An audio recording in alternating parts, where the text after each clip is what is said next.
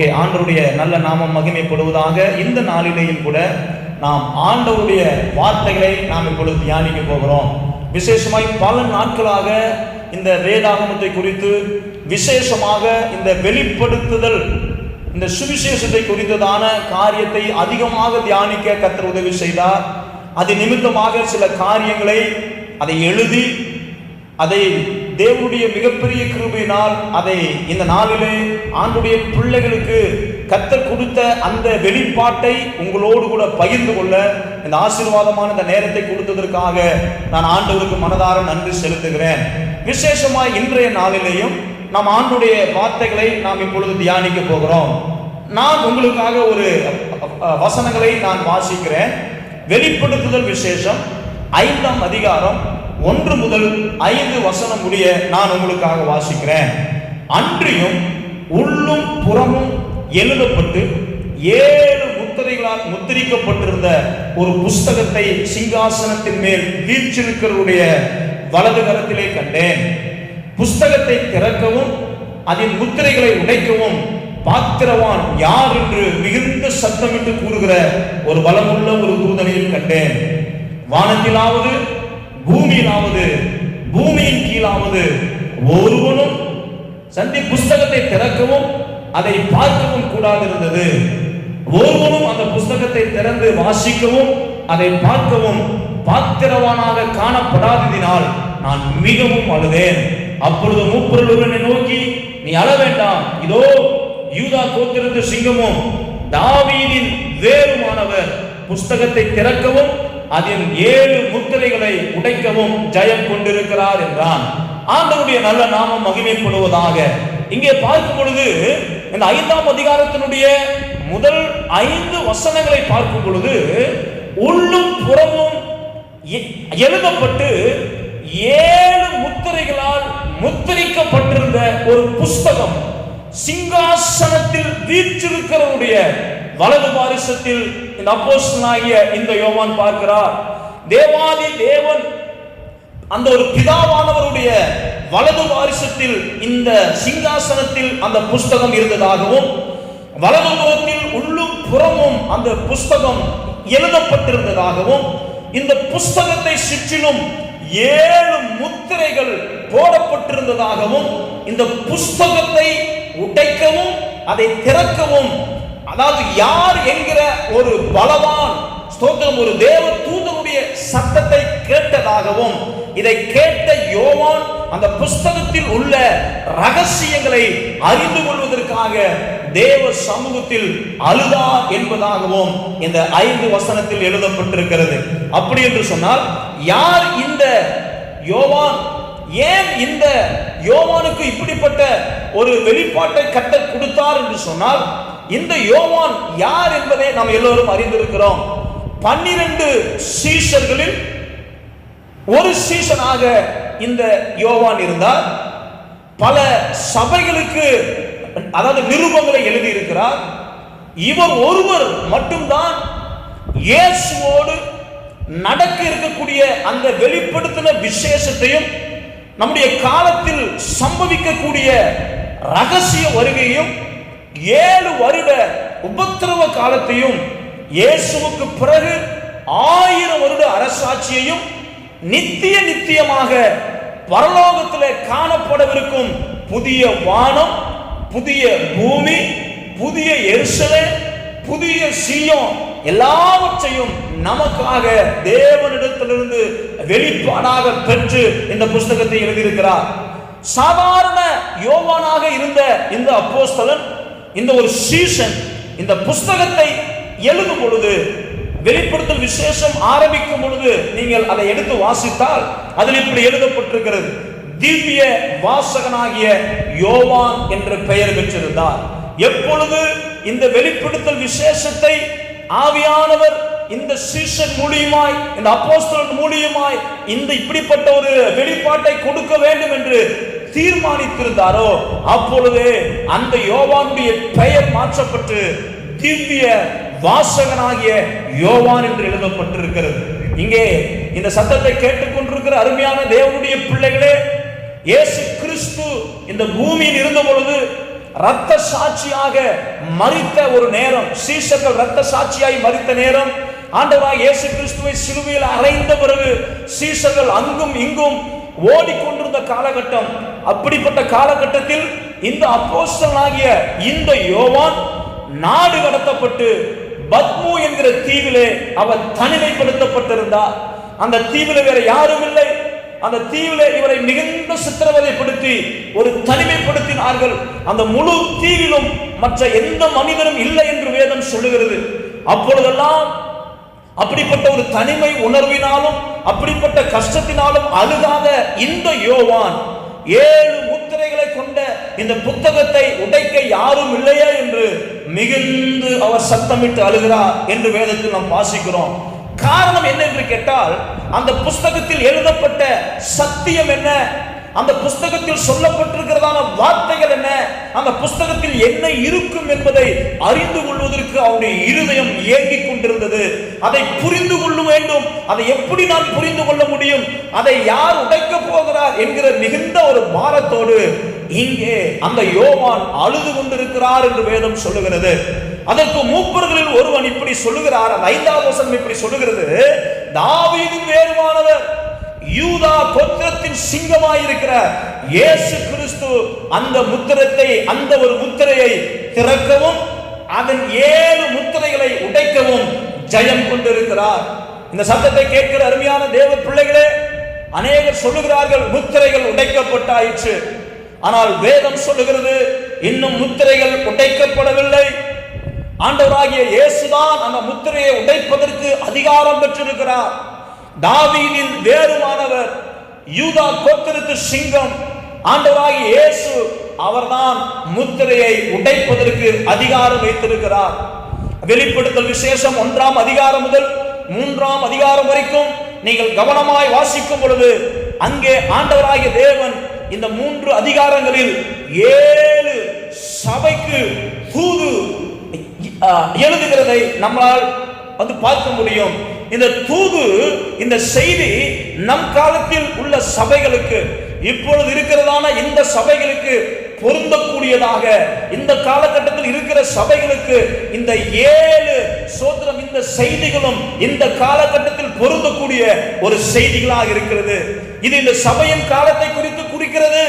இது இன்றைக்கும் இந்த உலகில் சபை இருக்கிறபடினால் எனக்கு அருமையான தேவனுடைய பிள்ளைகளே, இன்றைக்கும் நாம் 3ஆம் அதிகாரத்தில் தான் இருக்கிறோம் என்பதை நாம் நன்றாக அறிந்து கொள்ள வேண்டும். இந்த வெளிப்படுத்தல் விசேஷம் 4ஆம் அதிகாரத்தை பார்க்கும் பொழுது இந்த அப்போஸ்தலனாகிய யோவான், இந்த திவ்ய வாசகனாகிய இந்த யோவான் அங்கே பார்க்கும் பொழுது பரலோகத்தில் எடுத்துக் கொள்ளப்படுகிறார். 5ஆம் அதிகாரத்தில் பார்க்கும் பொழுது பரலோக காரியங்களை குறித்ததான சில காரியங்களை அப்போஸ்தலனாகிய இந்த யோவான் பார்க்கிறார். இந்த 6ஆம் அதிகாரத்தில் தான் முதலாக முத்திரை உடைக்கப்பட்டிருக்கிறது. எனக்கு அருமையான தேவனுடைய பிள்ளைகளே, இந்த உலகத்தில் நடக்கிறதான காரியங்களையும் ரகசிய வருகைக்கு முன்பாக நடைபெற போகிற சம்பவங்களையும் இங்கே நாம் பார்க்கிறோம். இங்கே பார்க்கும் பொழுது இது போலவே ஒரு பகிரங்க வருகையும் நம்முடைய அடையாளங்களும் இருக்கின்றது.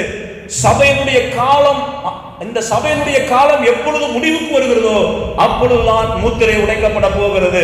காரணம் 2 தெசலோனிக்கேயர் 2ஆம் அதிகாரம் 7வது வசனத்தில் இப்படி குறிக்கப்பட்டிருக்கிறது, அக்கிரமத்தின் ரகசியம் இப்பொழுதே கிரியை செய்கிறது, ஆனாலும் தடை செய்கிறவர் நடுவில் இருந்து நீக்கப்படுவதற்கு முன்னே அது வெளிப்படாது. அப்படி என்று சொன்னால் இன்றைக்கும் கிறிஸ்து இப்பொழுது இருக்கிறார், சபை இருக்கிறது. இந்த உலகத்தில் சபை இருக்கிற வரையிலும் சோதரம் எந்த விதத்திலும் இந்த முத்திரைகள் உடைக்கப்படாது என்பதை நாம் நன்றாக அறிந்து கொள்ள வேண்டும். அப்படி என்று சொன்னால் இந்த பூமியில் அந்தி கிறிஸ்துவனுடைய காரியங்களை சோதரம் முற்றிலும் தடை செய்வது எது என்று பார்த்தால் சபை. சபை இந்த பூமியில் இருக்கிற வரையிலும், இயேசு கிறிஸ்து இந்த சபையை எடுத்துக் கொள்கிற காலம் வரையிலும் சோதரம் அந்தி கிறிஸ்துவனுடைய ஆட்சி இந்த பூமியில் இல்லை. ஆனால் சில அக்கிரமத்தினுடைய காரியங்கள், சில நடவடிக்கைகளை பார்க்கும் பொழுது அந்தி கிறிஸ்து ஏற்கனவே சபைக்குள்ளாக இருக்கிறார், அந்தி கிறிஸ்து இந்த பூமியை தன்னுடைய கட்டுப்பாட்டில் வைத்திருக்கிறார் என்கிற செய்திகள் எல்லாம் நாம் அநேக இடங்களில் கேட்கிறோம். ஆனால் வேதம் சொல்லுகிறது அந்த அந்தி கிறிஸ்துவனுடைய கிரியைகளை, அந்த அந்தி கிறிஸ்துவனுடைய எல்லா அதிகாரங்களை தடுப்பது எது என்று கேட்டால் சபை. அப்ப சபை எவ்வளவு முக்கியம் என்பதை தேவ பிள்ளைகள் அறிந்து கொள்ள வேண்டும். சபை இருக்கிற வரையிலும் அந்தி கிறிஸ்துனுடைய கிரியைகளை ஒன்றும் சோதனம் இந்த பூமியில் அந்த அந்தி கிறிஸ்துவால் எதையும் செய்ய முடியாது. காரணம், சபை அந்தி கிறிஸ்துனுடைய கிரியைகளை தடை செய்து கொண்டிருக்கிறது. இப்பொழுது நாம் முதலாவது முத்திரை குறித்து நாம் பார்க்க போகிறோம். 6ஆம் அதிகாரம், வெளிப்படுத்தல் விசேஷம் 6ஆம் அதிகாரம் 1வது வசனம் இப்படி சொல்லுகிறது: ஆட்டுக்குட்டியானவர் முத்திரைகளில் ஒன்றை உடைக்க கண்டேன். அப்பொழுது 4 ஜீவன்களில் ஒன்று என்னை நோக்கி, நீ வந்து வா என்று இடிமுழக்கம் போன்ற ஒரு சப்தத்தை நான் சொல்ல கேட்டேன். 2வது வசனம் இப்படி சொல்லுகிறது: நான் பார்த்தபோது ஒரு வெள்ளை குதிரையை கண்டேன். அதன் மேல் ஏறி இருந்தவன் வில்லை பிடித்திருந்தான். அவனுக்கு ஒரு கிரீடம் கொடுக்கப்பட்டது. அவன் ஜெயிக்கிறவனாகவும் ஜெயிப்பவனாகவும் புறப்பட்டான். இந்த சம்பவம் எதை குறிக்கிறது என்று பார்த்தால், வெள்ளை குதிரை. இந்த முதல் முத்திரை வெள்ளை குதிரை. இதை நீங்கள் ஞாபகம் வைத்துக் கொள்ள வேண்டும். முதல் முத்திரை என்றாலே உங்களுடைய ஞாபகத்திற்கு வர வேண்டியது, உங்களுடைய சிந்தைக்கு வர வேண்டியது வெள்ளை குதிரை. ஏன் இந்த வெள்ளை குதிரை? இதைத்தான் நாம் இன்றைக்கு விரிவாக பார்க்க போகிறோம். இதை குறித்து ஆராய்வதற்கு முன்பாக, ரகசிய வருகைக்கு பிறகு இந்த பூமியில் என்ன சம்பவிக்க போகிறது என்பதை நாம் தெரிந்து கொண்டால்தான் இந்த முதல் முத்திரையினுடைய வெள்ளை குதிரை, ஏன் இந்த வெள்ளை குதிரை முதல் முத்திரையில் உடைக்கப்படும் பொழுது வருகிறது என்பதை நாம் அறிந்து கொள்ள முடியும். ரகசிய வருகைக்கு சம்பவித்த பிறகு, இந்த ரகசிய வருகைக்கு பிறகு வானத்தில் ஒரு பெரிய யுத்தம் நடக்கும் என்று வேதத்தில் எழுதப்பட்டிருக்கிறது. வெளிப்படுத்தல் விசேஷம் 12ஆம் அதிகாரம் 7வது வசனத்தை பார்க்கும் பொழுது, வானத்தில் நடக்கும் போர் மிகாவேல் தலைமையிலும் வலு சர்ப்பத்தினுடைய தலைமையிலும் நடக்கும். இதில் வலு சர்ப்பம் தோற்று போய் வானத்தில் இருந்து கீழே தள்ளப்படும். ரகசிய வருகைக்கு பிறகு வானத்தில் ஒரு யுத்தம் நடக்கும் என்று வேதம் சொல்லுகிறது. இந்த யுத்தம் எப்படிப்பட்ட யுத்தம்? மிகாவேலுக்கும் வலு சர்ப்பத்திற்கும் இடையே நடைபெறுகிற யுத்தம். வானத்தில் அப்படிப்பட்ட ஒரு யுத்தம் நடக்கும் பொழுது இந்த பூமியிலும் ஒரு யுத்தம் நடக்கும். அந்த யுத்தத்திற்கு பெயர்தான் 3ஆம் உலக போர். 3ஆம் உலக போர் என்று சொன்னால், இதற்கு முன்பாகவே 2 உலக போர் நடந்திருக்கிறது என்பதை நாம் அறிந்து கொள்ள வேண்டும். முதல் உலக போர், 2ஆம் உலக போர். இப்பொழுது 3ஆம் உலக போர் நடைபெறுவதற்காக நாடுகள் சோதனம் எல்லோரும் ஆயத்தமாகி கொண்டிருக்கிறார்கள். அப்படி என்று சொன்னால், வானத்தில் மிகாவே வலு சர்ப்பத்திற்கு இடையே நடைபெற போகிற அந்த யுத்தத்திற்கு பிறகு, அந்த சண்டை நடைபெறுகிற அதே நேரத்தில் இந்த பூமியிலும் 3ஆம் உலக போர் நடக்கும் என்று வேதம் எழுதப்பட்டிருக்கிறது. இந்த 3ஆம் உலக போர் எப்படி நடக்கும்? ஆண்டவருடைய வார்த்தை சொல்லுகிறது, பிரிட்டன் தலைமையில் ஒரு பிரிவு இஸ்ரவேல் தேசத்திற்கு ஆதரவாகவும், ரஷ்யா தலைமையில் ஒரு பிரிவு இஸ்ரவேல் தேசத்திற்கு விரோதமாகவும் எழுப்புவார்கள். இந்த 2 பேரும் இணைந்துதான், இந்த 2 நாடும் தான், இந்த 2 நாட்டினுடைய தலைமையில் தான் இந்த 3ஆம் உலக போர் தொடங்க போகிறது. பிரிட்டன் இஸ்ரவேல் தேசத்துக்கு ஆதரவாகவும், ரஷ்யா இஸ்ரவேல் தேசத்துக்கு விரோதமாகவும் எழும்பும். ஏன் இந்த உலக போர் நடக்க வேண்டும்? எனக்கு அருமையான தேவனுடைய பிள்ளைகளே, இந்த உலகம் 220 நாடுகளை உள்ளடக்கியதான் இந்த உலகம். இங்கே 2 வகையான ஆட்சி முறை தான் நடந்து கொண்டிருக்கிறது. இந்த உலகம் முழுவதும் நீங்கள் பார்ப்பீர்கள் என்று சொன்னால் 2 வகையான ஆட்சி முறை. ஒன்று ஜனாதிபதி ஆட்சி, இன்னொன்று பிரதமர் ஆட்சி. இப்ப பாத்தீங்கன்னா அமெரிக்க தேசத்தில் ஜனாதிபதியினுடைய ஆட்சி. இந்திய தேசத்தில் ஜனாதிபதி தான் மூத்த குடிமகனாக இருந்தாலும் இங்கே அனைத்து சட்டங்களும் அனைத்து விதமான காரியங்களும் பிரதமருடைய கைகளில் இருக்கிறது. இப்படி இந்த 2 வகையான ஆட்சி முறைதான் உலகம் முழுவதும் நடைபெற்றுக் கொண்டிருக்கிறது. இப்படிப்பட்ட இந்த உலகம் இந்த 2 வகையான ஆட்சியில் இருந்து ஒரே ஒரு தனி மனிதனுடைய ஆட்சியின் கீழ் வர வேண்டும் என்பதற்காகத்தான் இந்த 3ஆம் உலக போர் நடக்கும். காரணம், ஒவ்வொரு உலக போருக்கு பிறகும் ஒரு சமாதான உடன்படிக்கை என்று ஒன்று நடந்தது. நீங்கள் நன்றாய் கவனித்து பார்ப்பீர்கள் என்று சொன்னால், நான் உங்களுக்கு சில காரியங்களை உண்மைகளாக சொல்லுகிறேன். முதல் உலக போருக்கு பிறகு யூதர்கள் தங்களுடைய நாட்டுக்கு போவதற்கு அனுமதி கொடுக்கப்பட்டது. அவர்கள் சோதனம் உலகம் முழுவதும் யூதர்கள் சிதறி கிடந்திருந்தார்கள்.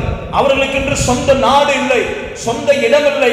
அவர்கள் வாழ்வதற்கென்று வாழ்வாதாரத்துக்குண்டான சொந்த இடம் இல்லாமல் பல நாடுகளில் அவர்கள் அகதிகளாக திரிந்து கொண்டிருந்தார்கள், அகதிகளாக சுற்றி திரிந்தார்கள். அவர்கள் எல்லா நாடுகளிலும் சுதந்திரம் அற்று போய் கிடந்தார்கள். இப்படிப்பட்ட சூழ்நிலையில் தான் முதல் உலக போர் வந்த பொழுது இந்த யூதர்கள் தேவனுடைய பிள்ளைகளாய் இருந்த போனபடியினால் இவர்கள் ஒரு கண்டிஷன் வைத்தார்கள். என்ன கண்டிஷன்? இந்த முதல் உலக போரில் நான் உங்களுக்காக உதவி செய்தால் நாங்கள் எங்களுடைய சொந்த நாட்டுக்கு போவதற்கு அனுமதி வழங்கப்பட வேண்டும் என்கிற ஒரு நிபந்தனை வைக்கப்பட்டது. அந்த நிபந்தனை வைக்கப்பட்ட பொழுது இவர்களுடைய கோரிக்கை ஏற்றுக்கொள்ளப்பட்டு அவர்கள் முதலாம் உலக போரில் வெற்றி பெற்றார்கள். அப்படி முதலாம் உலக போரில் வெற்றி பெற்ற பிறகுதான் வேதம் சொல்லுகிறது அவர்கள் தங்களுடைய சொந்த நாட்டுக்கு போவதற்கு அனுமதி வழங்கப்பட்டது.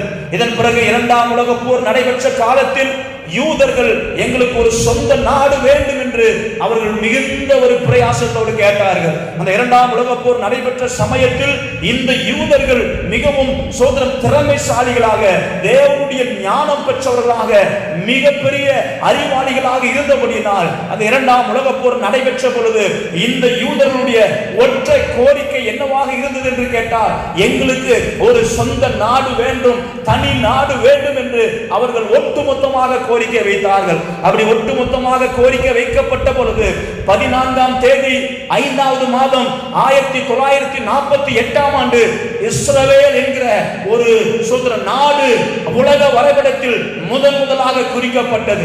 அவர்களுக்கு சுதந்திரம் கொடுக்கப்பட்டது. அவர்களுக்கென்று ஒரு தனி நாடு அவர்களுக்கென்று கொடுக்கப்பட்டது. அப்பொழுது ஒவ்வொரு முறையும் இப்படிப்பட்ட உலக போர் நடைபெறும் பொழுதெல்லாம் அவர்கள் ஒரு சமாதான உடன்படிக்கை செய்து கொள்வார்கள். இந்த ஒரு முதல் உலக போர் 28ஆம் தேதி 7வது மாதம் 1914 இருந்து 18 அந்த ஆண்டு வரைக்கும் கிட்டத்தட்ட 4 ஆண்டுகள் இந்த முதல் உலக போர் நடைபெற்றது. அப்பொழுது அவர்களுக்குள்ளாக ஏற்பட்ட உடன்படிக்கையினுடைய பெயர் என்ன என்று கேட்டால் லீக் ஆஃப் நேஷன் என்று சொல்வார்கள். லீக் ஆஃப் நேஷன் என்கிற ஒரு ஒப்பந்தம், ஒரு உடன்படிக்கை ஏற்பட்டது. அப்பொழுது அவர்கள் தங்களுடைய சொந்த நாடுகளுக்கு போவதற்கு அனுமதி கொடுக்கப்பட்டது. அதே போல இரண்டாம் அந்த உலக போரிலேயும் ஒரு ஒப்பந்தம் செய்தார்கள். இந்த உலக போர் 1/9/1939 முதல் 2/9/1945 கிட்டத்தட்ட 6 ஆண்டு காலம் இந்த உலக போர் நடைபெற்றதாக சரித்திரம் சொல்லுகிறது. அந்த இரண்டாம் உலக போருக்கு பிறகு என்ன உடன்படிக்கை ஏற்பட்டது என்று சொன்னால் அந்த உடன்படிக்கைக்கு பெயர்தான் யுனைடெட் நேஷன் என்கிற உடன்படிக்கை ஏற்பட்டது. இஸ்ரவேல் ஜனங்கள் எப்பொழுதும் உடன்படிக்கைக்கு கட்டுப்பட்டவர்கள். ஆபிரகாமின் காலத்திலிருந்து கர்த்தர் செய்த உடன்படிக்கைகளை அவர்கள் அப்படியே ஏற்றுக்கொண்டார்கள். இஸ்ரவேல் ஜனங்கள் உடன்படிக்கையின் தேவனாக கர்த்தர் அவர்களுக்கு இருந்தபடியால் அந்த உடன்படிக்கைக்கு அவ்வளவு முக்கியத்துவம் கொடுத்தார்கள். இப்பொழுது நாம் காரியத்துக்கு வருவோம். ஏன் இந்த உடன்படிக்கையை பற்றி பேசுகிறேன் என்று சொன்னால், இந்த 3ஆம் உலக போரிலேயும் ஒரு தலைவன் எழுந்து நிற்பான். வலு சர்ப்பம் வானத்திலிருந்து கீழே தள்ளப்பட்ட பொழுது இந்த பூமியில் 3ஆம் உலக போர் நடைபெற்று உலகம் முழுவதும் ரத்தத்தினால் நிரம்பி இருக்கும். இந்த உலகம் முழுவதும் புல் பூண்டுகள் முளைக்க முடியாதபடி அனைத்து தேசங்களும் யுத்தத்தினால் தன்னுடைய நிலத்தம் முழுவதும் ரத்தத்தினால் சிந்தப்பட்டிருப்பார்கள். ஜனங்கள் சமாதானமற்று போயிருந்தார்கள். ஜனங்கள் நிம்மதி இழந்து போயிருந்தார்கள். கிட்டத்தட்ட இந்த 6 வருஷம் உலகம் முழுவதும் யுத்தங்கள் நடைபெற்றபடியினால் அவர்கள் சமாதானம் இழந்து, பிள்ளைகளை இழந்து, அநேக விதத்தில் நொடிந்து போயிருக்கிற நேரத்தில் தான் வானத்திலிருந்து ஒரு சர்ப்பம் கீழே தள்ளப்பட்டு அந்த சர்ப்பமானது நீங்க பார்க்கும் பொழுது அதாவது முழு அதிகாரத்தோடு இங்கே முழு பலத்தோடு இங்கே வருகிறது. இப்படிப்பட்ட சமயத்தில் தான் வேதம் சொல்லுகிறது, அந்த சமயத்தில் தான் மேலே இருந்து தோற்று போய் விழுந்த அந்த வலு சர்ப்பம் தன்னுடைய வல்லமையையும் தன்னுடைய சிங்காசனத்தையும் தன்னுடைய அதிகாரத்தையும் இந்த ஒரு உலக தலைவனுக்கு கொடுத்து அவனை ஒரு அந்தி கிறிஸ்தவாக மாற்றப்படுவான் என்று நாம் இங்கே பார்க்கிறோம். காரணம், ஜெயம் கொண்டவர்கள் வானத்துக்கு ஏறி போவார்கள். கீழே விழுகிற அந்த வலு சர்ப்பம் கைவிடப்பட்டவர்களையும், ரகசிய வருகையில் கைவிடப்பட்டவர்களையும் புறஜாதிகளையும் ஆளுகை செய்யும்படி அந்தி கிறிஸ்து இதை பயன்படுத்திக் கொள்ள போகிறான். இதைத்தான் வேதம் 7 வருட உபத்திரவ காலம் என்று வேதத்தில் எழுதப்பட்டிருக்கிறது. இப்பொழுது அந்த வெளிப்படுத்தல் விசேஷம் 13ஆம் அதிகாரம் 1வது வசனம் இப்படி சொல்லுகிறது, பின்பு நான் கடற்கரை மணலில் மேல் நின்றேன். அப்பொழுது சமுத்திரத்திலிருந்து ஒரு மிருகம் எழும்பி வர கண்டேன். அதற்கு 7 தலைகளும் 10 கொம்புகளும் இருந்தன. அதன் கொம்புகள் மேல் 10 முடிகளும் அதன் தலையின் மேல் தூஷணமான நாமமும் இருந்தது. அடுத்த வசனம் இப்படி சொல்லுகிறது, நான் கண்ட மிருகம் சிறுத்தை போல் இருந்தது, அதன் கால்கள் கரடியின் கால்களைப் போலவும் அதன் வாய் சிங்கத்தின் வாயை போலவும் இருந்தன. வலு சர்ப்பமானது தன்னுடைய பலத்தையும் தன்னுடைய சிங்காசனத்தையும் மிகுந்த அதிகாரத்தையும் அதற்கு கொடுத்தது. இதனுடைய அர்த்தம் என்ன என்று பார்த்தால் மேலே குறிப்பிடப்பட்டிருக்கிறது, ஒரு சரீரம், ஆனால் 3 விலங்கினுடைய தோற்றம் காணப்படுகிறது. இந்த 3ஆம் உலக போரில் 2 நாடுகள் தான் மிகப்பெரிய ஒரு பொறுப்பு. ஒன்று பிரிட்டன், இன்னொன்று ரஷ்யா. இந்த உலகத்தினுடைய நாடுகள் எல்லாம் 2 பிரிவாக பிரிந்து இந்த தேவாலயம் இஸ்ரவேல் தேசத்தில் இருக்கிறதான அந்த தேவாலயம் உண்டாக்குவதற்கு உள்ள நிலத்தை மையமாக வைத்துதான் இந்த 3ஆம் உலக போர் நடைபெறுகிறது. இப்பொழுது பார்ப்பீர்கள் சொன்னால் உலகம் முழுவதும் இந்த 3ஆம் உலக போருக்கு ஆயத்தமாகி கொண்டிருக்கிறார்கள். ரஷ்ய தேசத்தில் நீங்கள் பார்க்கும் பொழுது அவர்கள் ஒரு மிகப்பெரிய ஒரு ஏவுகணை அவர்கள் தயாரித்திருக்கிறார்கள். நீங்கள் போய் யூடியூப்ல சாத்தான் 2 ரஷ்யா என்று போட்டால் அவர்கள் கண்டுபிடித்த ஒரு மிகப்பெரிய ஒரு அணு ஆயுதத்தை உங்களால் பார்க்க முடியும். இந்த அணு ஆயுதம் ஒரு தேசம், அவர்கள் குறிப்பிட்டு சொல்லுகிறார்கள், இங்கிலாந்து தேசத்தையே இந்த ஒரு அணு ஆயுதம் அழிக்கக்கூடிய வல்லமையுடையது என்று பார்க்கிறோம். ரஷ்யா இதை தன்னுடைய கையில் வைத்துக் கொண்டு அவர்கள் சொல்லுகிறார்கள், நாங்கள் தான் ஃபாதர் ஆஃப் சோத்ரம் பூம் என்று சொல்லுகிறார்கள். இப்படிப்பட்ட அவர்கள் அணு ஆயுதத்தினுடைய தகப்பன் நான் என்று சொல்லுகிறார்கள். இதை பார்த்த அமெரிக்கா அடுத்த சில ஆண்டுகளிலேயே அவர்கள் ஒரு மிகப்பெரிய அணு ஆயுதத்தை அவர்கள் தயாரித்து அவர்கள் சொல்லுகிறார்கள், நாங்கள் தான் மதர் ஆஃப் பூம் என்று சொல்லுகிறார்கள். இங்கே சொல்லப்பட்டிருக்கிற இந்த காரியத்தை பார்க்கும் பொழுது எந்தெந்த தேசம் எந்தெந்த காரியத்திற்கு அதாவது பயன்படும் என்பதை தீர்க்க தரிசனமாக எசேக்கியேல் புஸ்தகம் 38ஆம் அதிகாரம் 1வது வசனம் சொல்லுகிறது.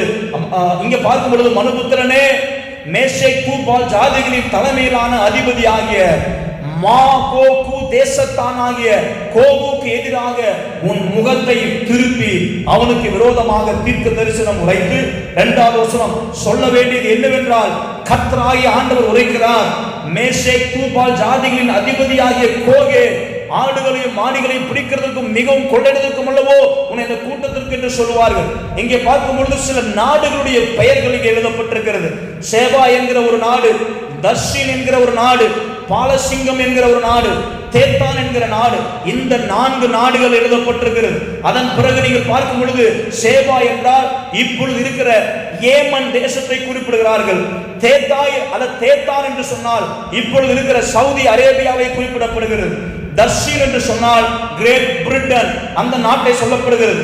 பாலசிங்கம் ஐரோப்பிய நாடுகள், ஆங்கிலம் பேசுகிற சில நாடுகள், இவர்கள் எல்லாம் இவருடைய கண்கள் காண சோதரம் இவர்கள் இஸ்ரவேல் தேசத்துக்கு ஆதரவாக அவர்கள் செயல்பட்டு சோதரம் அவர்கள் இஸ்ரவேல் தேசத்துக்கு துணையாக நிற்பார்கள். இங்கே வேதத்தில் நாம் பார்க்கும் பொழுது அந்த வெளிப்படுத்தல் விசேஷம் 13ஆம் அதிகாரம் 2வது வசனம் சொல்லுகிறது, நான் கண்ட மிருகம் சிறுத்தையை போல் இருந்தது, அதன் கால்கள் கரடியின் கால்களைப் போலவும் அதன் வாய் சிங்கத்தின் வாயை போலவும் இருந்தன.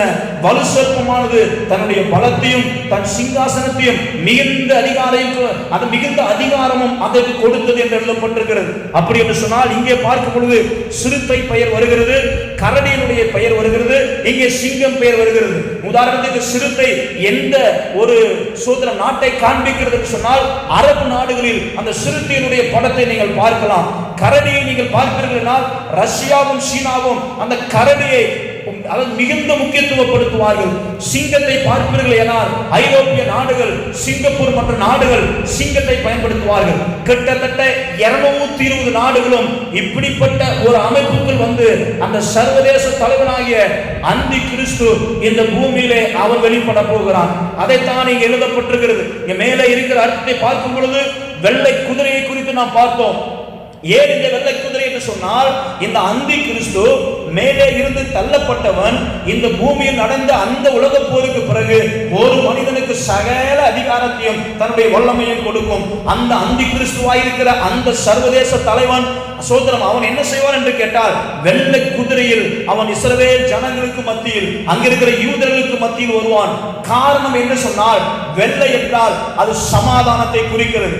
ஜனங்கள் நொடிந்து போய், சமாதானம் அற்று போய், யுத்தத்தினால் மிகுந்து கலைத்து போய், ரத்தத்தினால் தேசம் படிந்து கிடக்கிற நேரத்தில் ஒரு மனிதன், நான் உங்களுக்கு சமாதானத்தை கொடுக்கிறேன், அந்த சமாதான உடன்படிக்கை உங்களோடு நான் செய்ய வந்திருக்கிறேன் என்று சொல்லும் பொழுது இஸ்ரவேல் ஜனங்கள் முன்கூட்டியே உடன்படிக்கைக்கு சொந்தக்காரர்கள். தேவன் செய்த உடன்படிக்கையை அவர்கள் நினைவு கூறுகிறவர்கள், உடன்படிக்கையை மறவாத ஜனங்களாய் இருந்தபடினால் இந்த அந்தி கிறிஸ்து ஒரு வெள்ளை குதிரையில் வரும் பொழுது நான் சமாதான உடன்படிக்கை செய்ய போகிறேன் என்று சொல்லும் பொழுது இந்த இஸ்ரவேல் ஜனங்கள் அதை நம்புவார்கள். 2 தெசலோனிக்கேயர் 2ஆம் அதிகாரம் 9வது வசனம் இப்படி சொல்கிறது, அந்த அக்கிரமக்காரனுடைய வருகை சாத்தானுடைய செயலின்படி சகல வல்லமையோடும் சகல அதிகாரங்களோடும் பொய்யான அற்புதங்களோடும் இருக்கும். இப்படிப்பட்ட உபத்திரவப்பட்டு கொண்டிருக்கிற அந்த யூத ஜனங்களுக்கு இவன் ஆதரவாய் இருப்பதை போல ஒரு பிம்பத்தை உருவாக்கி, ஒரு சூழ்நிலைகளை உருவாக்கி அந்த ஒரு யூத ஜனங்களை நம்ப வைத்துக் கொண்டு இங்கே பார்க்கும் பொழுது அவர்கள் அந்த சமாதானம் இல்லாது இருந்த அந்த யூதர்கள் இந்த வெள்ளக்குதில் வருகிறதான இந்த சர்வதேச தலைவனாயிருக்கிற அந்தி கிறிஸ்துவை அவர்கள் பார்க்கும் பொழுது அங்க பார்க்கும் பொழுது முழுமையாக நம்புவார்கள். இங்கே பார்க்கும் பொழுது ஒரு வார்த்தை எழுதப்பட்டிருக்கிறது, அஸ்ஸேலியா,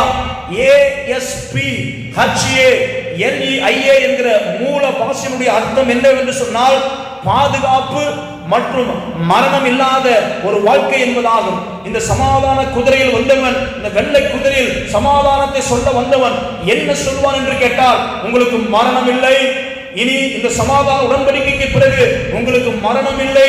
இங்க சமாதான இந்த சமாதான பிரபுவாக வெளிப்பட்ட அவனுடைய வாயிலிருந்து வருகிற வார்த்தை, மரண பீதியில் இருந்த அந்த ஜனங்களுக்கு பாதுகாப்பும் சமாதானத்தை நான் கொடுப்பேன் என்று சொல்வது மட்டுமல்லாமல் மரணம் இல்லாத வாழ்க்கை உண்டாக்குவேன் என்று சொல்லுவான். இதை அந்த ஜனங்கள் அப்படியே நம்புவார்கள். இங்கே பார்க்கும் பொழுது அமெரிக்க தேசத்தில் இப்பொழுது லைஃப் எக்ஸ்டென்ஷன் சென்டர் என்று அரிசோனா என்கிற ஒரு மாகாணத்தில் வைக்கப்பட்டிருக்கிறது. அதனுடைய தன்மை என்னவென்று கேட்டால், அங்கே இருக்கிறதான அந்த மையத்தில், அந்த மிகப்பெரிய அந்த இடத்தில் அவர்கள் ஒரு கருவியை கண்டுபிடித்திருக்கிறார்கள். அது எப்படிப்பட்ட கருவி என்று சொன்னால், மரித்தவர்களை அடக்கம் பண்ணாமல் அந்த சடலத்தை பத்திரமாக பாதுகாத்து வருகிறார்கள். அவர்கள் ஏன் பாதுகாத்து வருகிறார்கள்? அதாவது ஒருவன் வருவான், அவன் வந்தால் இந்த சரீரம் உயிரோடு எழுந்திருக்கும் என்கிற ஒரு நம்பிக்கையோடு வரும் சர்வாதிகாரி பொய்யான அற்புதங்களின் மூலியமாக அந்த பிணங்களை மீண்டும் அதாவது உயிர்ப்பிப்பான் என்று அவர்கள் நம்புவார்கள். அதற்கு பெயர் லைஃப் எக்ஸ்டென்ஷன் சென்டர் அரிசோனா என்று எழுதப்பட்டிருக்கிறது. நீங்கள் போய் யூடியூப்ல போய் போட்டு பார்த்தால் அந்த கருவிகளில் அப்படிப்பட்ட ஒரு பிணங்கள் இன்றைக்கும் பாதுகாக்கப்பட்டு வருகிறதாக நாம் பார்க்க முடியும். 2 தெசலோனிக்கேயர் 2ஆம் அதிகாரம் 9வது அந்த வசனத்தில் சொல்லப்பட்ட தீர்க்க தரிசன வசனம் இப்படியாக நிறைவேறும். என்ன சொல்லப்பட்டிருக்கிறது? அந்த அக்கிரமக்காரனுடைய வருகை சாத்தானுடைய செயலின்படி சகல வல்லமையோடும் அதிகாரங்களோடும் அடையாளங்களோடும் பொய்யான அற்புதங்களோடும், அடுத்த வசனம், கெட்டு போகிறவர்களுக்குள்ளே அநீதியினால் உண்டாகும் சகலவித வஞ்சகத்தோடும் இருக்கும். ரட்சிக்கப்படத்தக்கதாய் சத்தியத்தின் மேலுள்ள அன்பை அவர்கள் அங்கீகரியாமல் போனபடினால் அப்படி நடக்கும் என்று எழுதப்பட்டிருக்கிறது. இங்கே பார்க்கும் பொழுது அக்கிரமக்காரனாகிய அந்தி கிறிஸ்து பொய்யான அற்புதங்களை அவன் செய்வான். சோதனம் அதற்கு தகுந்தாற் போல உயிரோடு இருக்கிறவர்களை அவர் மீண்டும் சோதனம் உயிர்ப்பிக்கக்கூடிய அந்த ஒரு காரியத்தை அவன் செய்வான். இந்த கிறிஸ்துவனுடைய இந்த அந்தி கிறிஸ்துடைய பொய்யான அற்புதங்கள், அதாவது இந்த பூமியில் கைவிடப்பட்டு போன ரகசிய வருகையில் கைவிடப்பட்டு போன சோதனம் அநேக புறஜாதி ஜனங்களையும் சோதனம் ஆண்டவரை சோதனம் அறிந்தும் தேவனுடைய வார்த்தைக்கு கீழ்ப்படியாத அப்படிப்பட்ட கைவிடப்பட்டவர்களையும் ஒரு புறஜாதிகளையும் இப்படிப்பட்ட சகலவித வஞ்சனையினாலும் அவன் வஞ்சித்துக் கொண்டு தன் வாழ்க்கையை கரைபிடித்துக் கொண்டிருப்பான் என்று நாம் இங்கே பார்க்கிறோம். 1 தெசலோனிக்கேயர் 5ஆம் அதிகாரம் 3வது வசனம் சொல்கிறது, சமாதானமும் சௌகரியமும் உண்டென்று அவர் சொல்லும் பொழுது கர்ப்பவதி ஆனவளுக்கு வேதனை வருகிறது போல அழிவு சடுதியாய் இங்க பார்க்கும்போது அழிவு சடுதியாய் அவர்கள் மேல் வரும், அவர்கள் தப்புவதில்லை. இந்த 3ஆம் உலக போருக்கு பிறகு இங்க பார்க்கும்போது முதல் 3 வருஷம் 7 வருட உபத்திரவ காலத்தில் முதல் 3 வருடம் 6 மாதம் அந்தி கிறிஸ்து அதாவது அங்க இருக்கிறதான யூதர்களோடு இஸ்ரவேல் ஜனங்களோடு சமாதான உடன்படிக்கையில் இருப்பான். அதை பார்க்கிற அவர்கள் சமாதானமும் சௌரியம் உண்டென்று அவர்கள் அவனை நம்புவார்கள். கர்ப்பவதி பெண்ணுக்கு எப்படிப்பட்ட ஒரு கர்ப்ப வேதனை வருகிறது என்று தெரியாதோ அது போலவே அந்தி கிறிஸ்து அவர்கள் மேல் உபத்திரவத்தை கொண்டு வருவது அவர்களுக்கு தெரியாமல் இருக்கும். இந்த 3 ஆண்டுகளுக்கு பிறகு மகா உபத்திரவ காலம். இந்த இப்படிப்பட்ட இந்த மகா உபத்திரவ காலத்தில் யூதர்கள் கிறிஸ்துவை நம்பி அவருடைய வார்த்தைக்கு கீழ்ப்படியாதவர்கள் இங்கே பார்க்கும் பொழுது அவர்கள் கைவிடப்பட்டு போனவர்கள் மகா உபத்திரவ காலத்தில் மிகப்பெரிய ஆபத்தை சந்திப்பார்கள். இந்த சத்தத்தை கேட்டுக்கொண்டிருக்கிற அருமையான தேவனுடைய பிள்ளைகளே, நான் ஒரு கண்ணோட்டத்தை ஒரு முன்னோட்டத்தை நான் உங்களுக்கு முன்பாக கொண்டு வந்தேன். இந்த பூமியில் ரகசிய வருகைக்கு பிறகு என்ன நடக்கும், இந்த ரகசிய வருகைக்கு பிறகு அந்தி கிறிஸ்துனுடைய ஆட்சி இந்த பூமியில் இருக்கும். மிகாவேலுக்கும் வலுசற்பத்திற்கும் இடையே இப்படிப்பட்ட அந்த முதல் முத்திரையில் நான் சுருக்கமாக உங்களுக்கு சொல்லுகிறேன். வானத்தில் ஒரு யுத்தம் நடக்கும், அதே நேரத்தில் பூமியில் ஒரு யுத்தம் நடக்கும். வானத்தில் தள்ளப்பட்ட அந்த வலுசற்பமானது இந்த பூமியில் நடைபெறுகிற இந்த யுத்தத்தில் சோதரம் அங்கே இருக்கிறதான ஒரு தலைவனாயிருக்கிற அந்தி கிறிஸ்துவுக்கு சகல அதிகாரத்தையும் கொடுத்து முதல் 3 வருடம் யூத ஜனங்களுக்கு சமாதானம் தருகிற ஒரு மனிதனாக தன்னை காட்டிக் கொள்வான். அப்படி காட்டிக் கொள்ளும் பொழுதுதான் வெள்ளை குதிரை, அந்த ஒரு முதல் முத்திரை என்றால் வெள்ளை குதிரையில் வருவான். அந்த வெள்ளை குதிரை எதை குறிக்கிறது என்று சொன்னால் சமாதானத்தை குறிக்கிறது, சமாதான உடன்படிக்கையை குறிக்கிறது. அப்படிப்பட்ட அந்த உடன்படிக்கைக்குள்ளாக அவன் வந்திருக்கிறான் என்று சொல்லி அந்த யூதர்கள் அவரை நம்புவார்கள். இதுதான் இந்த முதல் முத்திரையில் நடைபெறுகிற காரியம். அதன் பிறகு 2வது முத்திரையை குறித்து அடுத்த பகுதிகளில் நான் உங்களோடு கூட நான் பேச போகிறேன். அந்த ஒரு 2வது முத்திரை எதை குறிக்கிறது என்று சொன்னால் ஒரு சிகப்பு குதிரையில் ஒருவன் வருகிறான். அந்தி கிறிஸ்து 1வது வெள்ளை குதிரையில் சமாதானம் உண்டு பண்ணுகிற ஒரு மனிதனாக வந்தான். ஆனால் இந்த சோதரம் இந்த ஒரு சிகப்பு குதிரையில் வரும் பொழுது அவன் எப்படிப்பட்ட ஒரு சூழ்நிலை வருகிறான் என்பதை உங்களுக்கு அடுத்த பகுதியில் அந்த 2வது முத்திரையை குறித்து நான் உங்களோடு கூட பேசுகிறேன். கர்த்தர் தாமே நம் ஒவ்வொருவரையும் ஆசீர்வதிப்பாராக.